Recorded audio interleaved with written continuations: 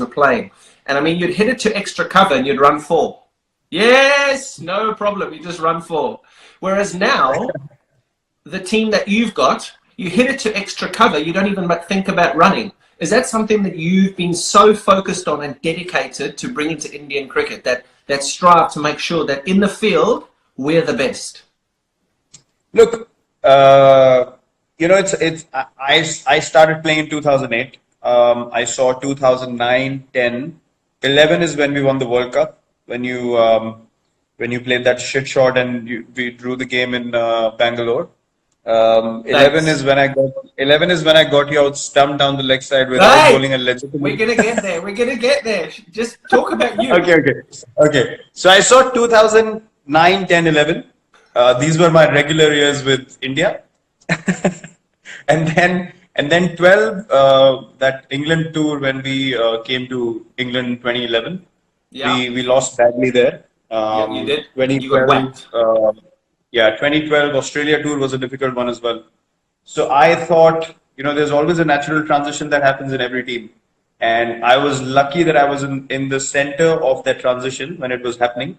And I got the opportunity to see both sides of things, like what we were lacking as a side and what the world was catching up on, and they were becoming far more superior compared to us. So the plan was clear. I mean, when the next lot of players come in, this is the direction we're going to go in. And to be honest, I was lucky that I played with a group of players who were driven, similar age group, and together from number 7 or 8 in the world in Test cricket. For 3 years now, we've been number 1. So it's been quite an astonishing journey. It's quite unbelievable, to be honest, because we had no experience and we beat everyone, most places. We competed everywhere we went in the world, and it's just that to be able to come to the top of world cricket again has been a great journey. But then again, it gave us a vision, a goal to achieve, and all our focus was towards that. And with the IPL, you see a lot of teams that come to India now, and they're a lot more competitive. I remember we came to India and actually beat India in 2011, 2012, and that's because a lot of us actually feel at home in India as foreigners. True. India have an issue traveling abroad. They have a real issue traveling abroad. What do you think the biggest issue for you guys is traveling abroad? I'm talking results. Now, to be honest, before when we used to tour, it used to happen sporadically. Like we would come to England every 3 or 4 years, and in between there was nothing. But India, you guys would come every year for the IPL and get used to the conditions and so on and so forth. But now, when there's so much cricket happening, we don't feel any conditions are alien, to be honest. Now, I feel like traveling to other countries and playing at home is a level field. Anyone can beat anyone anywhere. Because we're playing each other so much in different conditions all the time. Australia, I remember we went to Australia for a whole tour, and then suddenly 3 weeks after that, they were in India playing ODIs against us. Yeah. That would never happen before. So now it's not a question of whether we know the conditions or not. It's all about the mindset, the fatigue, whether you play too much cricket, whether you're ready mentally, physically or not. So I think those are the challenges now. Now we don't feel like any condition is sort of alien to us, and that I think is the most exciting part.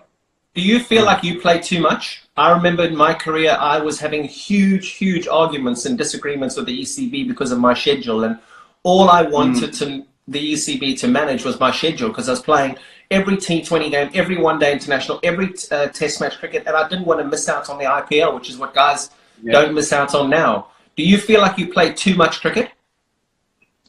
Look, I've been taking breaks. Honestly, I felt like last 2-3 seasons I was doing too much, so I started taking breaks every now and then, T20 matches here and there, maybe a ODI series here and there, because I didn't want to miss any Test cricket, to be honest.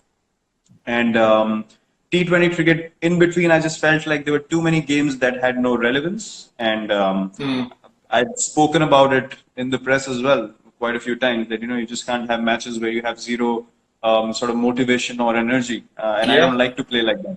Yeah. But I've just thought about it. I've been playing 3 formats for 9 years now, including the IPL, along with captaincy for 6 years. So it's not easy. It's not easy. No. But I'll see. I said 2-3 years more, I think, till the next World Cup. I'm gonna give it all and then figure out where I stand, which format, whatnot, all those questions later. And obviously one of the biggest changes that you've made, and I know that, I mean, I campaign for wildlife all the time, and the thing that people hammer me the most about is eating meat. Now, you're vegetarian, you made that decision because, believe me, in 2009, 2010, when we hung out, you weren't a vegetarian. you're now, No, no. you're now a vegetarian.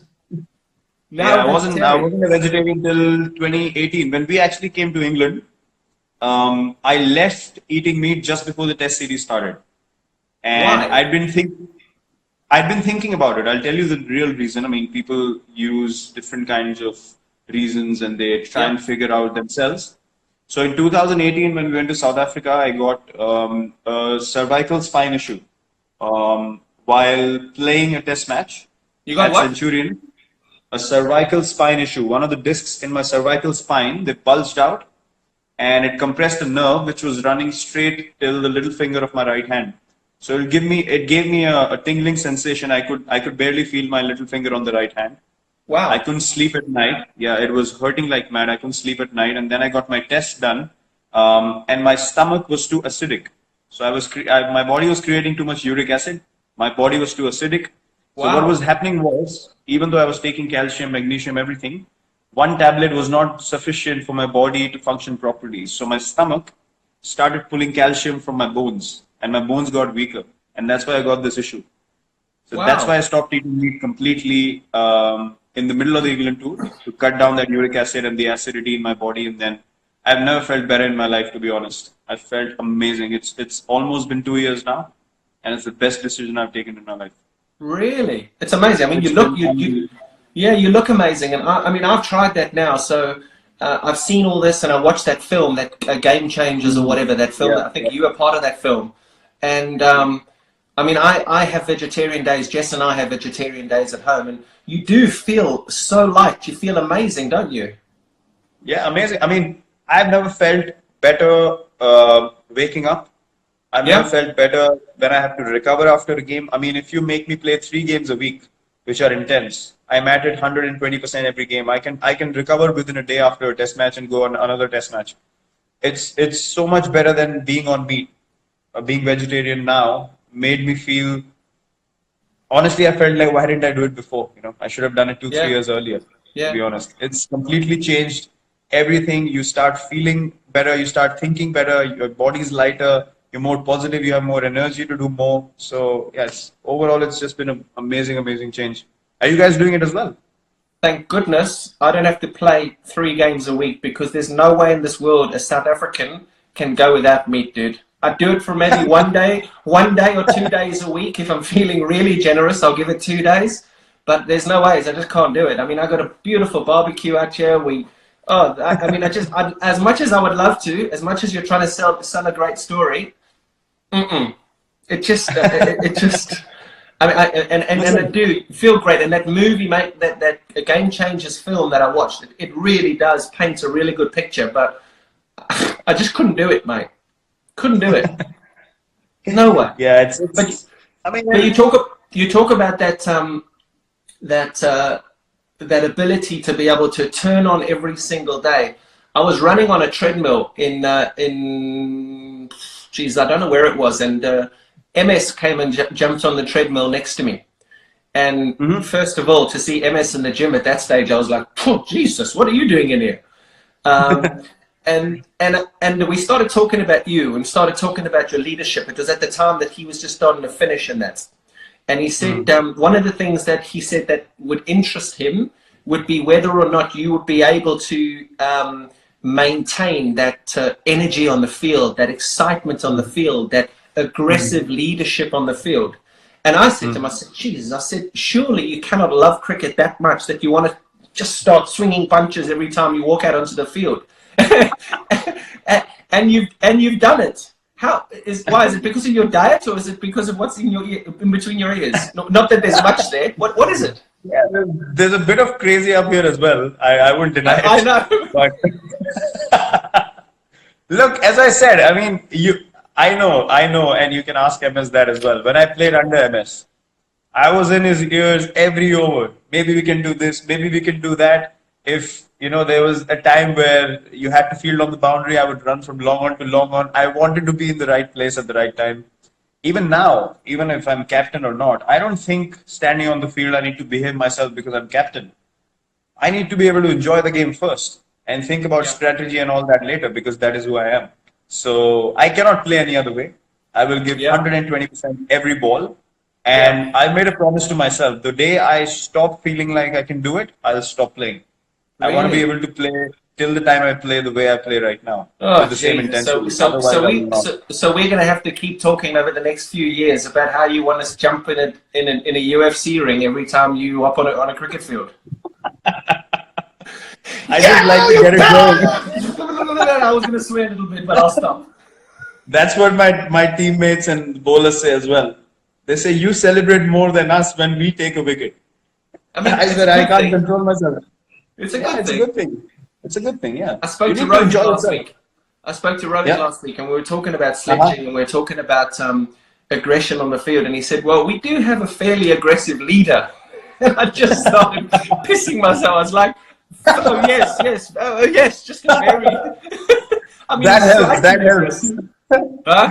Yeah, that surely helps. Anyone who's feeling a bit, whether I should say something or not, they just need to look at me and say, no problems, go for it. But clearly you love the dudes off the field, and you just get into that. It's called white line fever, isn't it? Where you get over that white line, and I know there's millions of people who are going to watch this and are seeing this. You just have the white line fever where you will just do anything within the rules to win the game for India. It's simple. Yep, absolutely. And look, I've known you. I've known you for a lot of years now. And, people say, I've experienced something very strongly. When people don't know you, they have a very, very different picture of you that they paint in their heads.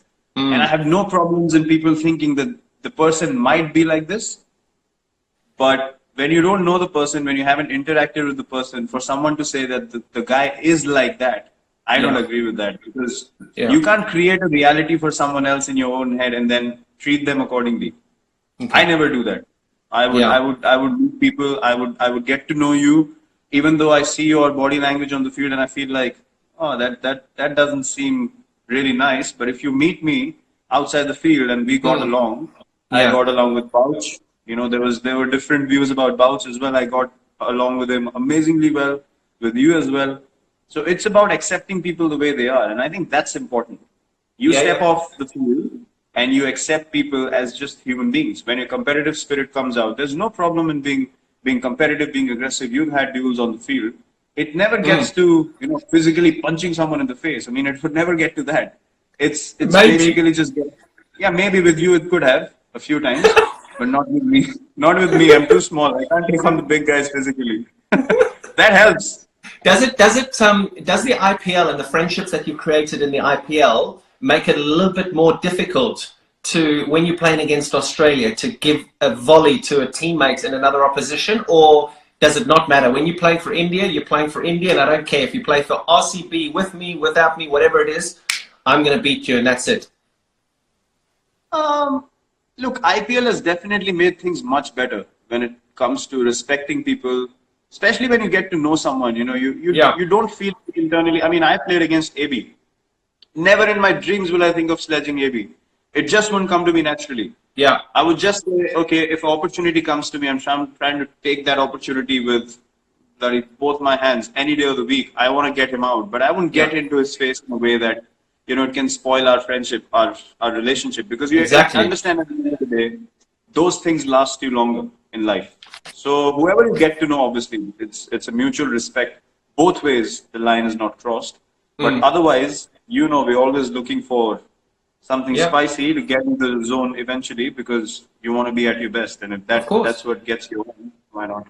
What's been your most fun innings? I'm not going to ask you what's been your best innings. What's been your most fun innings? Because I actually got asked this in an interview a couple of months ago. I was doing something and I said, what's been your most fun innings? And I was like, shit, I've never been asked this before. It's always, what's your best innings? What had the most impact? What's been the most fun? The one where you just got, that was so much fun. It's just like, Jesus, I just got there and I just went bang, bang, bang, bang. Do you have any? It's Yeah, a I do tough have question, one. isn't it? Yeah, I do have one. It was against Kings 11 in the IPL. It was, I think, a 14 over game or 15 over game, and I got 112 overs. I remember. And yeah, so that was one of the days where I felt like, geez, I'm just connecting everything, and you just felt like you couldn't get out. And I've never felt like that before. Just to be able to hit every ball and not Yeah. have that fear of getting out, it was amazing. So that has been my most fun innings. What about you? And talking, mate, it was such a Tell long me time yours. Tell me ago. yours. Do you Huh? remember? I'm No, it's sure you too don't long remember ago. any of your innings after I got you out stumped. You know, I was going to talk about your Let's talk bowling about it. there, but but the one before I get to your beautiful length that you used to bowl and that very traditional action. Excellent. What you talk about fear, and there'll be a lot of youngsters watching this, and people say, "Oh, play Mm-hmm. without fear. Don't worry about the Mm-hmm. consequences." For youngsters watching this, in your position, walking out to bat. Now you're lucky. You've made it in the game. You're the best that's playing at the moment. Your numbers are fantastic. At the start of your career, or in the middle of your career, even now, what's been your lowest? The lowest you've been. What's the lowest you've been in your career? I think the lowest point in my career was the England tour in 2014, where that's one phase where I felt like, when as a batsman, you're going to get out in the morning when you wake up. That was the time I felt like that there's no Shit, chance I'm getting runs. really? And yeah, to be able and still to get out of bed and just get dressed for the game and to go out there to go through that knowing that you will fail was Yeah. something that just ate me up. It just demolished me completely. And I promised myself I'm never going to allow myself to feel like that ever again in life. But that was the lowest point and that happened for all the younger guys listening to think right in the game. That happened because I was too focused on doing well from a personal point of view. I wanted Wow. to get run. I could never Right. think of what does the team want me to do in this situation. I just got too engulfed with England tour. If I perform here, Test cricket, in my mind, I'm going to feel established and all that crap on the outside, which Yeah. was not important at all. It just ate me up. I just kept going into a downward spiral, and I just couldn't get out of it. Horrible. And technique-wise, is it all about just making sure that you prepare well? I talk about training well, making sure that the day before you don't leave any stone unturned, so that whatever happens in the bright lights just happens, but you've got to be able to practice well. Is that right? Yeah, that's true. But when you're playing so many games now, and me and AB have spoken about this quite a bit, we don't come to every session and we don't bat for long periods anymore. So if I have two sessions of batting and I go to the first one and the first one's precise, I would take the next day off, relax, make sure I'm physically right and good to go 120%. I would not go to the ground just for the sake of it. If I'm not getting anything out of that practice session, I will not go to the stadium anymore. So that's obviously a gradual change, but at the start of my career, I wanted to learn, I wanted to see as much as I could. I wanted to observe other people, and that was a different kind of preparation back then. But Mm. now it's become sort of different, and I think technique also it's everything's mental. I mean, you've played in a time where you were walking and hitting fast bowlers. Coaches don't teach you that, so it's Yeah. it's it's innovation, it's staying ahead of the opponent, it's thinking one step ahead of the opponent. And these things, if you're aware, if you're thinking about how to win the game for your team, these things come to you. If you're too personal in your approach, you're too self-centered, you're thinking only about yourself, then you're just looking for ways to get out eventually, because people are going to find you out. You're not getting out of your comfort Mm. zone because you don't want to fail. So this is a gradual sort of transition that happens over the years. But as a youngster, I was at every practice session. I was in there. I just Yeah. wanted to be watching people, observing, asking questions, asking questions. I think conversations are the most important thing for any cricketer. Yeah, you say I used to run at batters, and they don't coach that. They also don't coach the switch hit, something that you can't do. So at least there's something I can do that you can't do. Yeah, I know. And something that you will never be able to do, and I did, which was to get you out.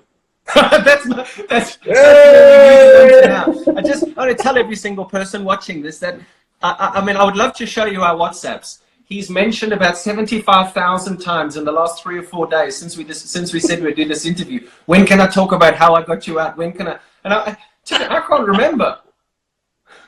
You can't remember? I don't know exactly. I think it was Southampton T20, if I'm not wrong. Stump down the next side. It was your famous one-leg flick where you took your back leg off the crease and MS got you stumped. And by the way, I'm the only bowler in cricket history.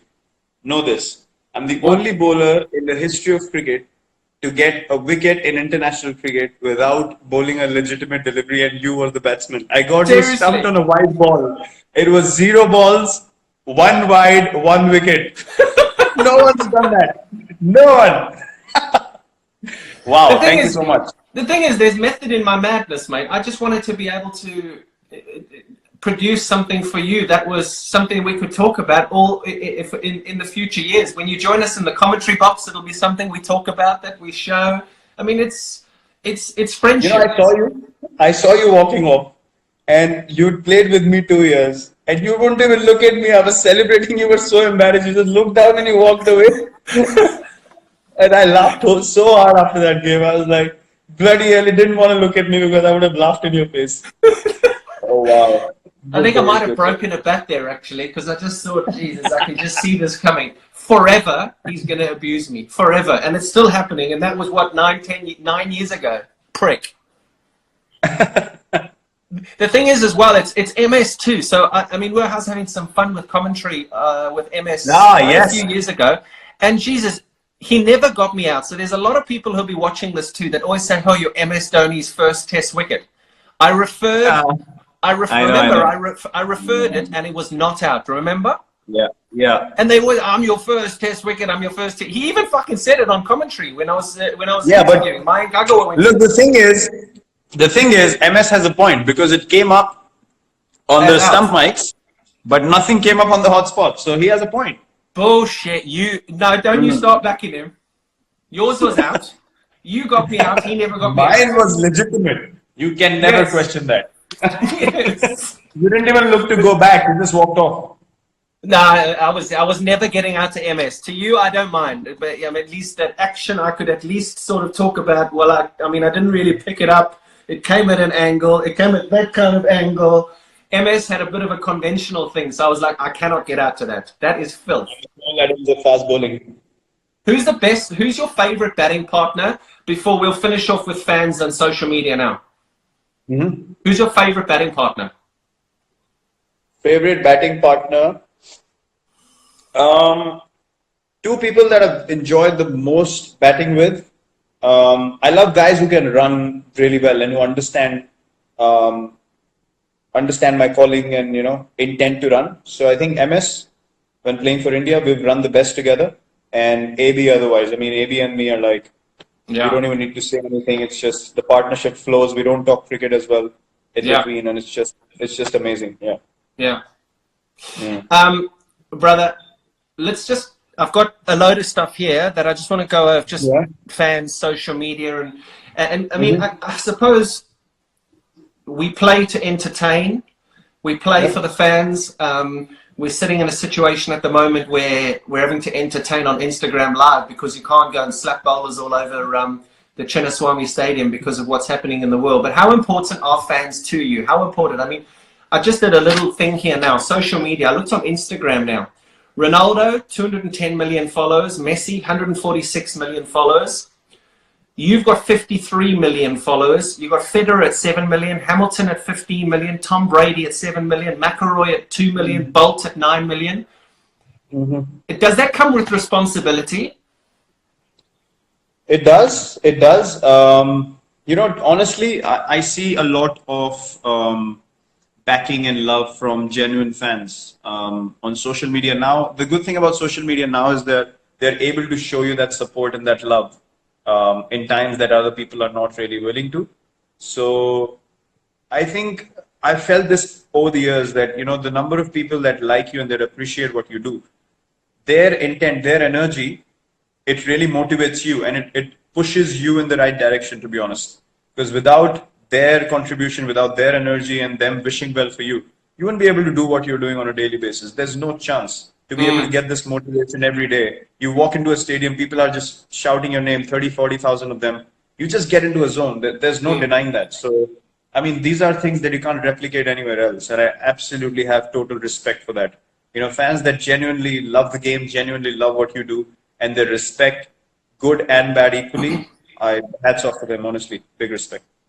I tell you something, you talk about the fans going crazy. I mean, when you walk on the field anywhere in India or wherever, I mean, it's chaos. And I remember playing with Tendulkar, with Sehwag, with UV and MS, and it being exactly the same way. One thing I will tell you is that when that happens now and you say you get into the zone, just appreciate it, because if I think there's one thing that I miss, I remember playing all those days and you walk onto the field. I remember just playing at the Ferocia Kotla for Delhi and having that one bumper season, and for the rest of the time it was just like every time I walked out, KP, like you've got to just, you really have got to just, you've almost got to just bottle it up and just remember it, because dude, those are the best days of your life when people are going crazy like that. Absolutely. I totally agree with you. I think these are things that one needs to appreciate. We are a bunch of the lucky few that get to experience this. Yeah. Even today, with, you know, you speak about difficult times now, and you understand that the kind of place you are in right now, you said you have space to move around, you have a garden, you have a pool.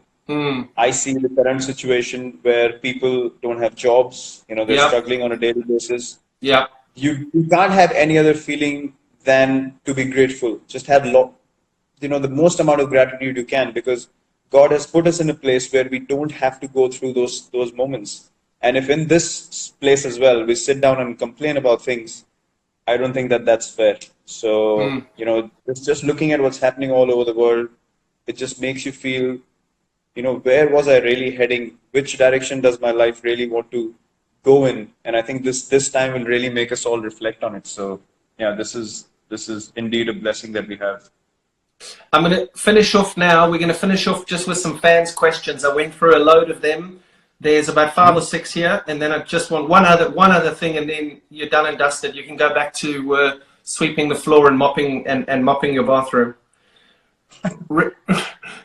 Ronaldo or Messi? Ronaldo. Why? Work ethic, drive, passion, all the crap, noise on the outside, deflect it, move ahead, know what you need to do, and just get done. Will you shave your beard off? No, never. Why? Chico! No, I don't have cheeks anymore, but Chico! you know, I look horrible without a beard, so I would never have shaved it off. Never. Favorite destination to go with your missus? No cricket. Favorite destination? No cricket. Queenstown. We went the year before, we went to New Zealand. Last year, 2019. Queenstown, hands down #1. And then wildlife safari in South Africa. We need to come to your lodge next. Yeah, well, let's hope we get some time. It's crazy there. I mean, it's amazing, that whole tourism industry, the whole travel industry. I mean, there in Kaziranga, where I was a couple of weeks ago, that's completely shut down for tourism. And then South Africa is completely shut for tourism. And goodness, I got so many of my mates there now. I mean, we've had to close our lodge. We're looking after our staff and making sure that they've got 100% pay, because they are just amazing. But geez, it's a sad situation. But you'll do that. You guys will get out there for sure. Favorite cricketing memory? Actually, coincidentally, you just called me on the day that we won the World Cup, so that has to be the favorite cricketing memory for me. Was that 2011? Yeah, today. Really? Okay. What a day to call, KB! And I'll only like this one if you answer it the right way. Now be very careful how you answer this, because this could end badly for you. Your favorite commentator? My favorite commentator is... It's easy.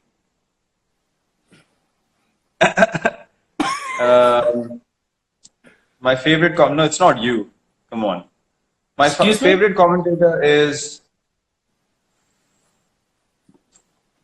Nasser? Okay, me. That's perfect. Too long to answer a Okay. question. Thank you, me. That's fine. Perfect. Okay. Go on. Digger. ठीक है. ठीक है. Go on. Tigger. And then I'm going to say there's two more things now. Tell me about that. You told me about this the other day that I'm very interested because I've never known anything about it. Your foundation that looks after all the non-cricketing athletes. What's that all about? Yeah. Set up the foundation in 2013, got it registered in 2016. Then we started collecting funds. We started doing events, dinners, charity functions, fundraisers, a few options here and there. And then eventually we started giving out these scholarships. So we understood the challenges. So in India in cricket, we have decent facilities to be able to make a career out of playing cricket, and you have enough academies and places to practice. But other sports, there are not many places that you can go and have quality practice, quality facilities. So we wanted to identify for sport in general in the country, who are these people? And we have a panel of elite sports people who have played for the country, represented in different sports over the years. So they select people, they track their progress, young kids, 14, 15, 16, who have potential to eventually go on and become world-class athletes, maybe Olympic medal winners or something like that as well. So we take care of their progress. We provide nutrition. We have a few tie-ups with hospitals, nutrition companies. We provide coaches to them as well. We provide counseling as well through these experts that I mentioned. So yeah, we track their progress, and all over India. Of the guys, sorry. All over India. All over India, yeah. All sports. Wow. So we obviously track their performance. Anyone who's doing really well and we feel like they don't have the right kind of facilities, we just pull them out, bring them into the program, and just give them a scholarship where we say, we're going to take care of you, we're going to send you to tournaments, take care of your travel, nutrition, you don't need to worry about anything. So we just give them an opportunity, a platform, and a chance. Amazing. Well done, mate. Well done. The last, I actually thought there's one more thing, but there's one other thing. Golf. Am I going to get you into the game of golf? Never. Why? What's wrong with you? Because you haven't played golf with me. I played golf with Boucher, Callis, Dale in 2008. We went to a golf course in Bangalore, and I just couldn't keep my legs in place. I just kept hitting everything over covers because I would clear my leg and slog it like we do in cricket. And they said, you got to fetch the ball and play it again. I was like, no way, I'm playing this sport again. They bloody sent me into the bushes 3 times. I was like, thank you. Take a golf club, I'm going in. Your missus has just put a message up there. Chalo, chalo, chalo, dinner time. So I'm going to ask you one more question.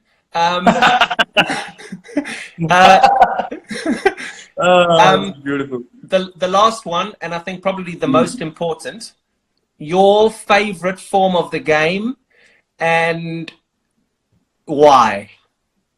Test cricket.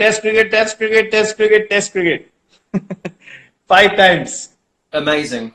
Why, buddy? Yeah. Why? Because Test cricket for me is actually it's a representation of life. To be honest, you gotta keep going when you don't score runs. You gotta clap for everyone else when you haven't scored a run. You gotta give everything that you have. You gotta go back into your room, have that same routine, wake up every morning, come out to play whether you've done well or not. And in life, you have to do the same. You just don't have an option of not competing or not participating. So for me, Test cricket is life, and I've learned the most. Playing Test cricket, it's made me a better person. Amazing. And you know what? I said that the other day when they said that they wanted 4-day test matches, and you came out very strongly and you said, no, I'm not interested in 4-day test matches. I only wanted 5-day test matches. They try to get me to do something quite lengthy in a debate show. And I said, guys, the facts of the matter are that Virat doesn't want 4-day test matches. So 4-day test matches ain't happening. And on that note, go and enjoy your vegetables. Have a banana. Cheers. I love you, brother. Cheers, KP. Thanks. Good to see you. Bye, buddy. Bye, mate. Bye. Cheers. Bye.